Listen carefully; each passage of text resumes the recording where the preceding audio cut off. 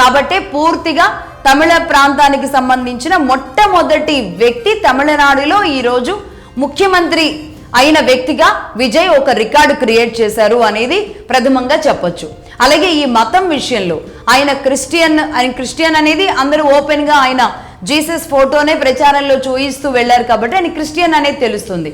As well as ఆయన అంటే కులాలు మతాలు ఉండకూడదు అనేది ప్రచారంలో భాగంగా తీసుకెళ్తూ ఉన్న పరిస్థితి. బట్ ఇందులో మనం మాట్లాడాలంటే మతం విషయం గురించే మాట్లాడాలి అంటే కనుక విజయ్ తల్లి బ్రాహ్మణ్, ఆవిడ బ్రాహ్మణ్, ఆవిడ హిందుత్వాన్ని ఫాలో అవుతూ ఉంటారు, శోభా చంద్రశేఖర్ గారు. సో తల్లి హిందూ అయితే తండ్రి క్రిస్టియన్ మతాన్ని ప్రాక్టీస్ చేస్తూ ఉన్నారు.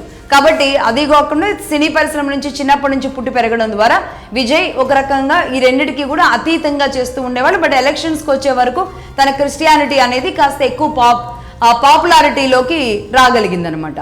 అలాగే విజయ్ ఎడ్యుకేషన్ అంతా కూడా ఎక్కడ సాగింది అనేది ఇంకో చర్చ. ఆయన మొత్తం స్కూలింగ్ అంతా కూడా చెన్నైలోనే సాగింది. ఇక కాలేజ్ వచ్చే వరకు లయోలా కాలేజ్లో ఆయన విజువల్ కమ్యూనికేషన్లో డ్రాప్ అవుట్, డిగ్రీలోనే డ్రాప్ అవుట్ అయ్యి సినీ పరిశ్రమ మీద ఇష్టంతో దాదాపుగా 1992లోనే ఒక రకంగా సినీ పరిశ్రమలోకి అడుగుపెట్టడం, హీరోగా అడుగుపెట్టడం. 2007లో డాక్టరేట్ కూడా సినీ పరిశ్రమకి తాను చేసిన సేవలకు గాను ఆయనకి డాక్టరేట్ కూడా ఎంజీఆర్ డాక్టరేట్ అవార్డులో భాగంగా డాక్టరేట్ కూడా ఇచ్చిందనమాట కళాశాల. సో మొత్తంగా ఇది ఆయన ఎడ్యుకేషన్ అండ్ ఆయన రిలీజియస్ గురించి జరుగుతున్న చర్చల్లో భాగంగా ఏ ప్రాంతానికి సంబంధించిన వారు అనే చర్చల్లో భాగంగా జరుగుతున్నది ఇదన్నమాట.